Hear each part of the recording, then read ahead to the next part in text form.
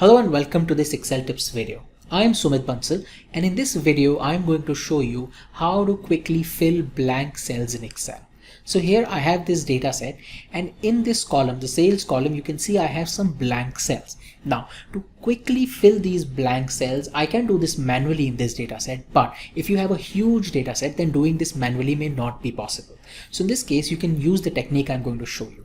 First, select the entire data range where you have blank cells, and then use the F5 key on your keyboard. And when you hit the F5 key, it is going to open the Go To dialog box. You can also get the same thing here by going to the Home tab, and in the editing group, go to Find and Select, and then click on Go To. And now in the Go To dialog box, you have this button called Special, and when I click on it, it will show me the Go To Special dialog box. Now in this case, I have all these options where I also have this option called blanks. And now when I select blanks and click OK, it is going to select all the blank cells at once. See what happens when I click OK?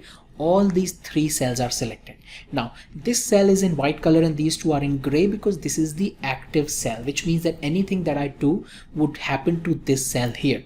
So in this case, if I want to quickly enter, let's say not available, the text not available because the data is not available yet, I can simply type that data and do not press the enter key. Instead, hold the control key and then press enter key, and see what happens when I do this. I hold the control key and I press enter, and it would instantly insert the same text in all the blank cells that are selected. So the same you can do with any other value. You can either insert a 0 here, you can insert a hyphen, or even you can insert a formula in this case, and it would be inserted to all the cells in the selected data range.